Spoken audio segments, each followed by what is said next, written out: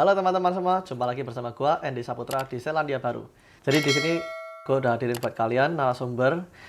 Dia bernama Andreas Wijaya. Nah, jadi Bro Andreas Wijaya ini dia bekerja sebagai mortgage advisor. Yep. Ya. Nah, apa sih mortgage advisor itu dan kira-kira apa aja sih expertise dia dan kita bisa mendapatkan keuntungan apa aja tuh dari Bro Andreas ini. Nah, buat kalian yang penasaran, pastikan kalian tonton video ini dari awal sampai selesai dan tunggu setelah yang satu ini.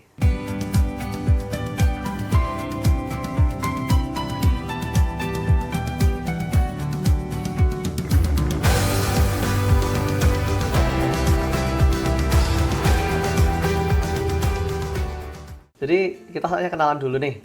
Nah, Bro Andreas ini kerja di mana bro, by the way? Halo, jadi nama saya Andreas, saya kerja di Mortgage Lab sebagai mortgage advisor. Nah, mortgage advisor itu sebenarnya apa sih? Jadi mortgage advisor itu dapat dibilang singkatnya itu membantu teman-teman untuk mendapatkan pinjaman dari bank atau non-bank buat membeli rumah di New Zealand. Kalau istilahnya di Indonesia itu KPR. Oh, oke. Nah, ini area perkreditan yang bisa dibantu tuh hanya rumah saja atau mobil atau apa aja bisa tuh, misal kayak bisnis.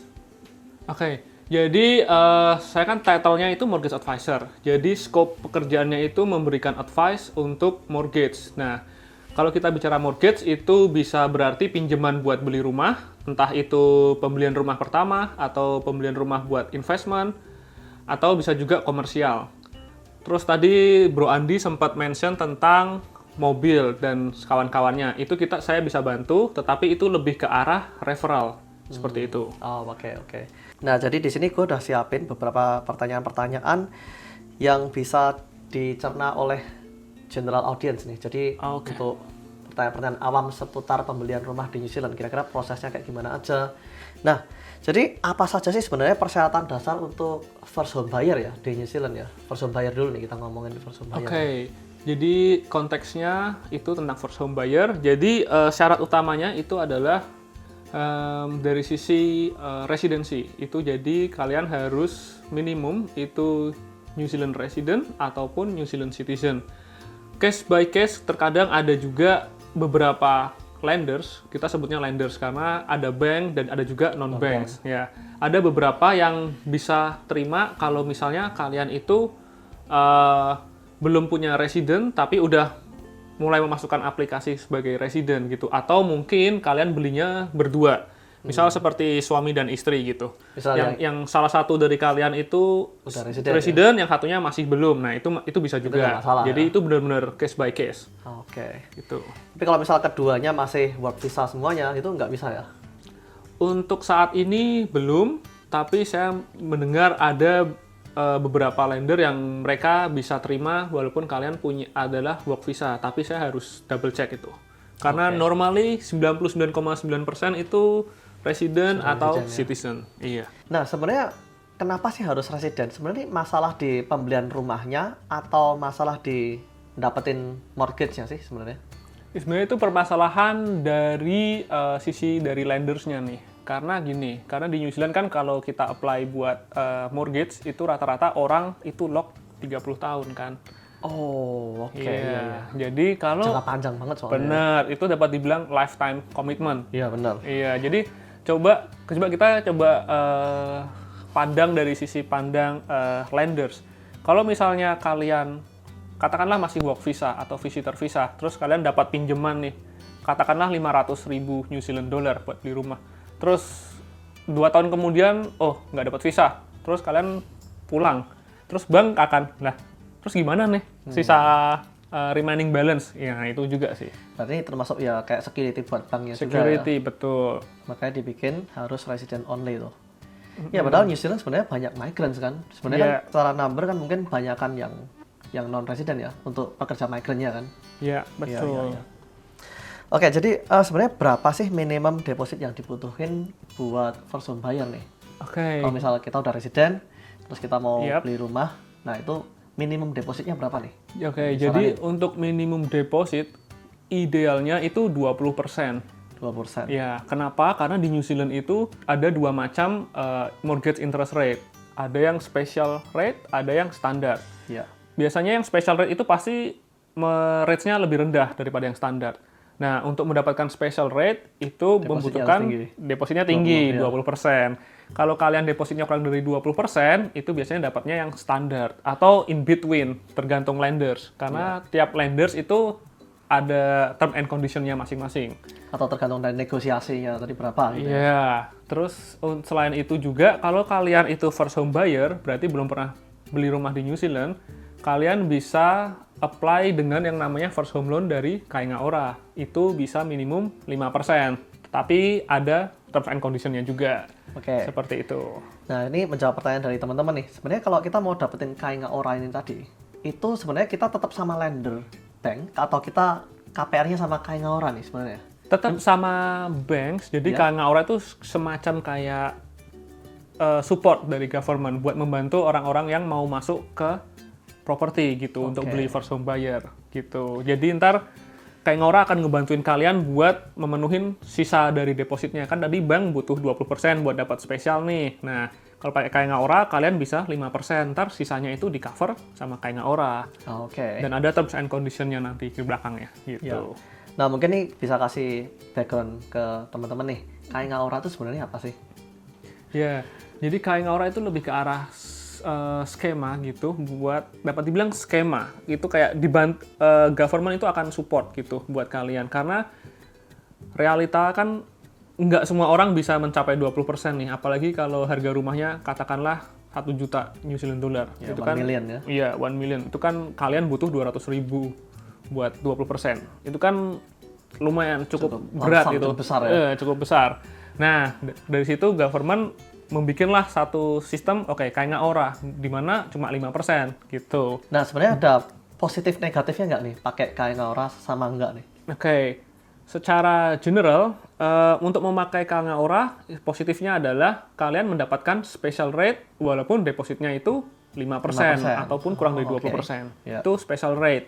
Tetapi Kāinga Ora ada yang namanya itu ada fee yang harus dibayarkan karena untuk mengcover itu. Jadi fee-nya itu 0,5% dari total loan balance-nya yang kalian pinjam gitu. Itu kayak one off fee di depan gitu. Oh, itu dibayarkan di depan. Nah, itu kalian bisa bayar langsung gitu cash atau dimasukin jadi satu ke mortgage. Gitu. Berarti jumlah mortgage-nya nambah 0,5% dari total loan-nya. Itu sebenarnya masuk ke Kāinga Ora ya? Itu pakai Kāinga Ora. Dan Kāinga Ora itu cuma bisa bekerja sama dengan beberapa institusi. Tidak bisa dengan semua bank di New Zealand. Ada institusi tertentu. Nggak semua lender ya? Iya, betul. Ya. Berarti Kāinga Ora ini termasuk ini ya, skema yang first home loan itu ya? Iya, betul. First home loan itu nama produknya. Ya. Kāinga Ora itu lebih ke arah nama institusinya. Gitu. Karena Kāinga Ora sendiri itu tidak hanya mengurusin first home loan. Ya. Dia ada mengurusin berbagai banyak macam hal-hal lain di luar itu. Ya. Nah, sebenarnya bagaimana cara menentukan budget rumah sesuai dengan kemampuan finansial kita nih? Jadi sebenarnya idealnya itu kalian tahu dulu maksimum borrowing power-nya itu berapa. Gitu. Nah, itu kan untuk mengetahui maksimum borrowing power-nya gimana nih? Nah, itu biasanya kita harus apply buat pre-approval atau kalau tidak kontak ke mortgage advisor. Dari situ dia akan cari tahu nih keadaan finansial kalian seperti apa, terus run the numbers, kan ada income, berapa expenses, berapa segala macam. Ntar roughly itu mortgage advisor akan bisa ngasih tahu gambaran kira-kira tuh maksimumnya segini gitu. Dan itu biasanya tidak akan beda jauh dengan hasil dari lenders gitu. Nah, sebelum kita masuk ke segmen yang kedua nih, gue mau bagikan dulu ke kalian nih. Untuk pakai mortgage advisor itu free ya, bener ya? Betul, tidak ada biaya apapun karena mortgage advisor di New Zealand itu dibayarnya itu kita dapat komisi dari lenders. Seperti itu. Jadi sebenarnya daripada langsung kalian datang ke bank ribet-ribet, misal kalian harus ngirim semua dokumennya kan harus lengkap semua tuh. Kalau nggak lengkap kan nggak mungkin diproses sama banknya kan. Mendingan kalian lebih enak tuh langsung ke mortgage advisor ya. Betul. Free, dan mortgage advisor nih dia bisa langsung ngasih advice ke kalian nih. Misal mungkin aplikasi kalian nih belum siap, atau ini harus dilengkapi ini dulu sebelum mortgage advisor-nya maju ke bank ya. Betul. Dan untuk mortgage advisor, mereka juga biasanya langsung akan apply ke beberapa lender sekaligus kan. nyariin yang terbagus. Jadi mungkin kalimatnya adalah seperti ini. Jadi dengan mortgage advisor itu kita tidak terikat untuk satu bank. Tapi kalau misalnya teman-teman langsung daftarnya, ngajukan loan-nya langsung ke bank, itu berarti kan advisor di bank tersebut tidak akan bisa memberikan advice untuk produk dari bank lain. Jadi limited nih ke bank tersebut. Kalau kerjasama dengan advisor, itu advisor bekerja sama dengan semua bank dan non-bank di New Zealand. Jadi tergantung situasi kalian, goals, kebutuhan, itu nanti advisornya kita yang akan shopping around basically. Cari mana sih lender atau bank mana sih yang lebih menguntungkan buat kalian. Gitu. Jadi nanti advice-nya itu lebih spesifik. Dan biasanya bisa nyariin rate yang terbaik ya. Iya. Intinya ya, Betul. intinya ya. Betul sekali. Oke, sekarang kita masuk ke segmen yang kedua nih, tentang deposit dan pembayaran awalnya nih. Jadi deposit minimalnya tadi seperti yang udah dibahas ya, berarti sekitar 20% ya kalau mau beli rumah. Idealnya, iya. Idealnya? Yes, idealnya. Karena tadi seperti di awal, 20% itu untuk mendapatkan special rate. Tapi kalau misalnya kalian tidak eligible buat Kainga Ora, berarti kan kalian tidak bisa 5%. Nah, itu minimumnya 10%. Misal nggak memanfaatkan Kainga Ora, Betul. 10%. Betul. Tapi kalau untuk rumah-rumah yang existing, bukan yang new build, itu harus 20% ya, bener ya?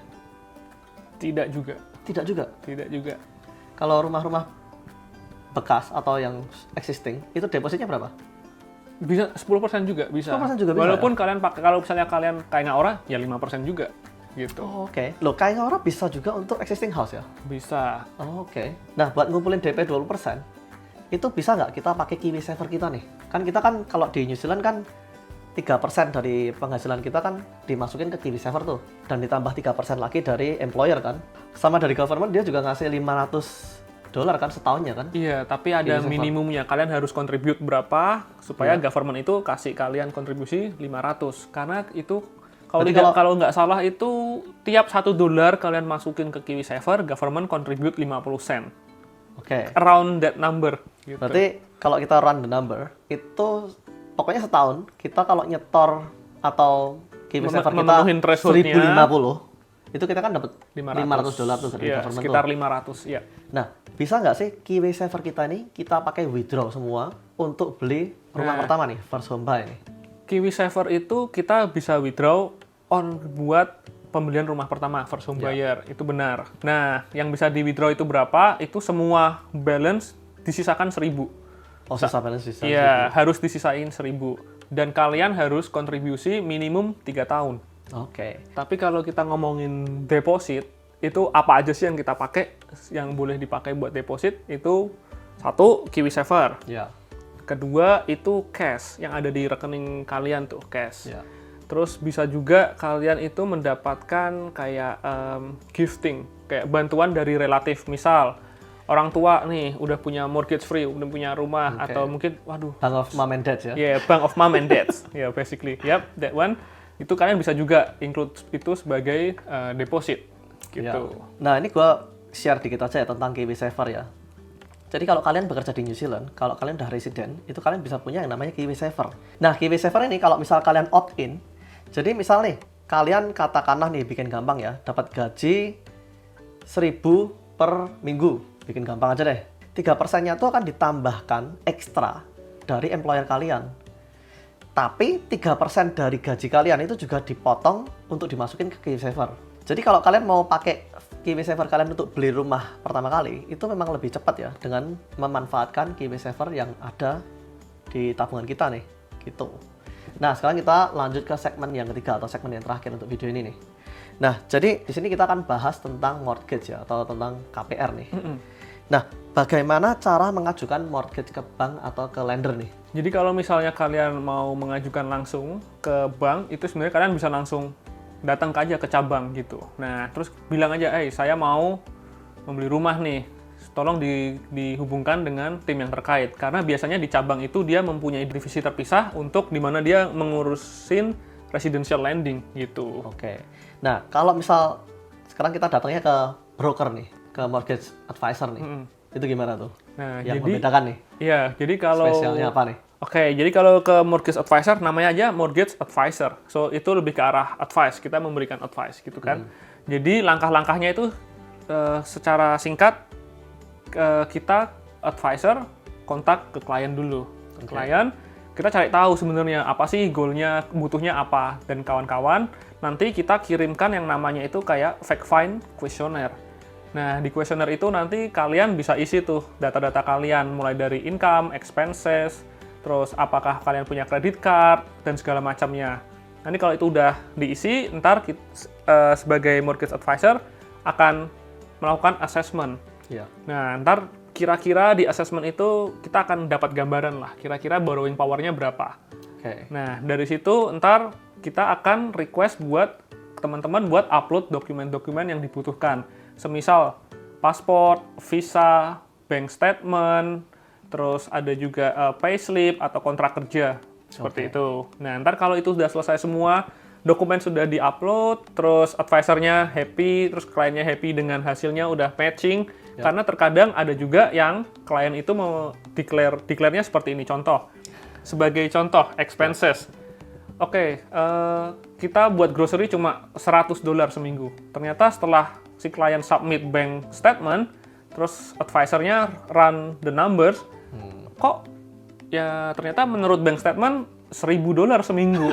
Nah, beda itu banget ya? Iya, itu ntar kita akan menjadi diskusi tambahan seperti itu. Ntar kalau semuanya udah matching nih antara yang informasi yang udah disubmit dengan dokumen, kita akan apply buat pre-approval ke bank. Iya. Gitu. Nah, jadi memang ya sebelum kita maju ke advisor atau ke bank, itu memang ada baiknya itu kita prepare dulu ya untuk bank statement kita ya.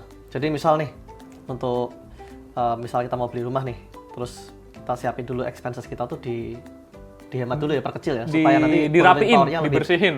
Supaya borrowing powernya lebih tinggi ya, gitu, benar nggak bro ya? Iya, bisa juga. Karena kan bank itu akan melihat the last 3 months, 3 bulan ke belakang. Iya, 3 bulan ke belakang. Oke. Jadi kalau kalian kira-kira ada expenses-nya yang apa, kadang kan bank itu mau tahu spending habit kalian tuh seperti apa sih. Nah, itu kita bisa bantu persiapkan itu. Oh, sebenarnya 3 bulan cukup ya? Cukup, 3 bulan. Biasanya 6 bulan soalnya. Dulunya 6 bulan, sekarang 6 bulan ya? 3 bulan. Oke. Sekarang kita ngomongin tentang data dan privacy nih. Tadi kan Bro Andreas kan bilang tuh, kita mesti submit semua kayak paspor, bank statement, dan lain sebagainya. Nah, kalau di Mortgage Lab ini, seberapa secure kah data yang itu semuanya itu kan submit? kita menggunakan CRM itu semuanya serba online sebenarnya sekarang. Jadi kalian tidak perlu datang ke kantor terus bawa dokumennya tuh tidak perlu. Jadi semuanya sekarang serba digital. Nah, itu kita udah bekerja sama dengan aggregator dan CRM-nya itu semuanya secure dari sisi privacy dan policy. Nah, untuk jadi nggak akan bocor kan datanya? Yes, gitu. Dan itu ada standarnya buat ada regulasinya yang mengatur itu semua. Ya. Gitu. Tapi yang jelas memang di New Zealand tuh kayak CRM gini tuh kita tinggal login doang kan. Kita tinggal login kan, tinggal centang statement mana yang mau dikirim. Yaudah nanti tinggal langsung dikirim kan. Betul. Ke CRM-nya. Iya. Jadi kita nggak perlu download PDF-nya manual satu persatu terus kirimin. Nah, nggak perlu. Dia udah otomatis semua kan. Iya. Iya. Buat lebih convenient lah buat kita. Benar. Nah, di sini sekarang gue pengen tanya tentang rate-nya nih. Kan kalau kita lagi pertanyaan sejuta umat. Kan di rate-nya itu kan biasanya kan ada yang namanya floating rate sama fixed rate tuh. Betul. Jadi kalau kita mau mortgage tuh sebenarnya kita startnya dari floating atau dari fixed rate tuh? Gimana nih? Mungkin bisa di-share. Oke, jadi perlu diketahui di New Zealand itu ada 2 macam rates. Ada yang fixed rate, ada yang floating atau variable basically kan. Nah, fixed rate itu berarti kalian udah nge-lock, contoh fixed rate buat 1 tahun, interest rate-nya katakanlah 6%. Jadi selama 1 tahun ya rate-nya 6%. Apapun yang terjadi. Apapun yang terjadi 6%. Mau perang dunia atau apa? Iya. Nggak peduli. Nah, kalau yang floating atau variable itu bisa naik, bisa turun. Itu tergantung nanti marketnya seperti apa atau OCR segala macam. Jadi itu intinya variable itu floating, bisa naik dan turun. Gitu. Setiap produk pasti ada pro and cons. Ya.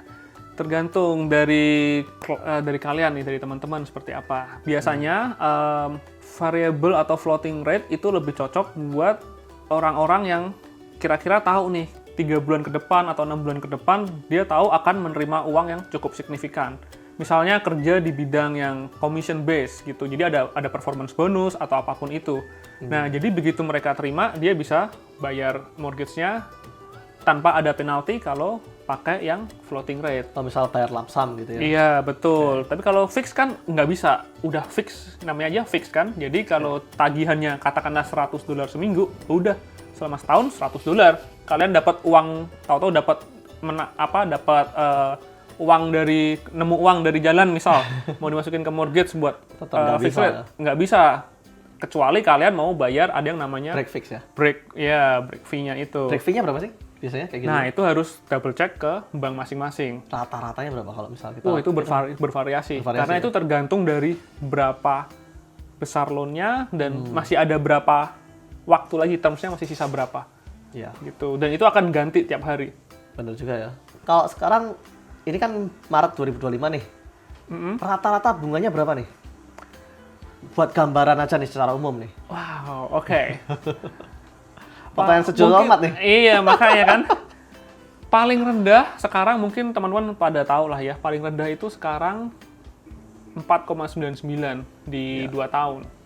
Tapi generally speaking itu rata-rata kalau 1 tahun gitu masih di sekitar 5, tapi lebih ke arah 5 ke bawah, 5 kecil lah, bukan 5 kayak 5,15, 5,19 seperti itu. Iya. Paling kecil itu 4,99. Kalau dibiarin floating? Dibiarin floating? Iya. Itu floating itu sekitar 6,6%. Iya. Sebenarnya kalau bisa nge-lock ya lebih peace of mind sebenarnya ya. Iya benar, karena lock kalau misalnya pilih yang fix itu lebih cocok buat kalian tuh, lebih membantu banyak buat budgeting. Ya misal buat kebanyakan dari kita semua kan gaji ya, dari gaji kan income-nya kan. Berarti itu lebih enak fix ya. Yes. Kecuali kontraktor ya. Tapi ini memang bukan financial advice ya. Iya, betul. Karena saya sebagai advisor harus tahu kalian tuh butuhnya apa, kondisinya seperti apa gitu. Baru nanti kita bisa bikin strategi yang lebih tepat. Karena memang sebuah advice itu nggak bisa diberikan secara umum ya, harus per individualnya ya. Betul. Ya, unik tuh, the individual. Apakah lebih baik untuk menggunakan mortgage advisor atau ke bank nih? Pertanyaan menarik. Positifnya apa nih? Sebenarnya kalau pakai mortgage advisor nih, kenapa kita harus pergi ke mortgage advisor gitu? Oke. Ini mungkin bisa bias, tapi menurut saya pengalaman pribadi, karena saya dulu juga pernah menggunakan mortgage advisor waktu beli rumah. Ya. Nah, pertama itu kalian mendapatkan advice nih, karena si mortgage advisor tuh benar-benar akan melihat kalian secara finansial itu seperti apa nih situasinya. Dan kita sebagai advisor tuh akan memberikan advice itu tidak hanya untuk kita akan bantuin kalian untuk beli rumah, mendapatkan mortgage, dapat loan. Enggak, karena ini kan kita bicara jangka panjang. Benar. Sebagai relationship gitu. Dapat rumah, udah dapat loan, mau apa lagi strategi selanjutnya gitu. Atau mungkin kalian punya strategi, udah punya mortgage, sekarang gimana caranya supaya bayarnya itu bisa lebih cepat. Lebih cepat. Nah, itu ntar ada strategi-strateginya. Nah, mungkin lebih ke arah relationship. Dan advice-nya benar-benar spesifik. Seperti itu. Dan mortgage advisor juga bisa shopping around untuk menemukan deal mana yang paling baik buat kalian secara spesifik. Dan kalau misal nanti di kemudian hari, misal rate-nya jadi floating atau mau di refix lagi, itu biasanya juga balik ke mortgage advisor lagi ya? Idealnya iya, karena itu biar semuanya akan align gitu. Karena kan sekarang sudah serba history background-nya iya, gimana. karena sekarang kan serba digital kan, orang bisa dari handphone pun bisa sebenarnya gitu. Nah, mortgage advisor juga bisa ngebantuin buat structuring atau gimana structuring structure, karena kadang ada orang yang tidak tahu ternyata mortgage itu bisa dipecah-pecah. Misal portion of 1 tahun dan another portion 2 tahun, another portion 3 tahun, juga. Atau revolving atau offset, itu banyak gitu. Ya, betul. Oke bro, jadi thank you banget buat waktunya, udah jelasin ke kita nih tentang bagaimana cara beli rumah pertama kali ya di New Zealand ya. Iya. Jadi buat kalian yang penasaran nih, kalian bisa hubungin Bro Andreas langsung di alamat email yang udah gua tulis di layar nih. Jika kalian masih punya pertanyaan yang lain, gabung juga di forum komunitas saputra.org tuh. Di situ kalian bisa mengirimkan pertanyaan kalian tentang keimigrasian ke New Zealand tuh. Di situ ada forum diskusi khusus tentang cara dan peluang untuk studi, bekerja, dan tinggal menetap di Selandia Baru tuh. Untuk pertanyaan-pertanyaan yang lain juga kalian bisa tuliskan di kolom komentar bawah tuh. Untuk pertanyaan kalian yang menarik akan gue bikinin video khusus tuh buat kalian. Oke, jika kalian suka video ini jangan lupa klik like, share, dan subscribe. Waktu kalian subscribe, nyalain juga tombol loncengnya sehingga saat kita upload video terbaru, kalian semua dapat update dan notifikasi dari kita. Thanks for watching guys. Cheers.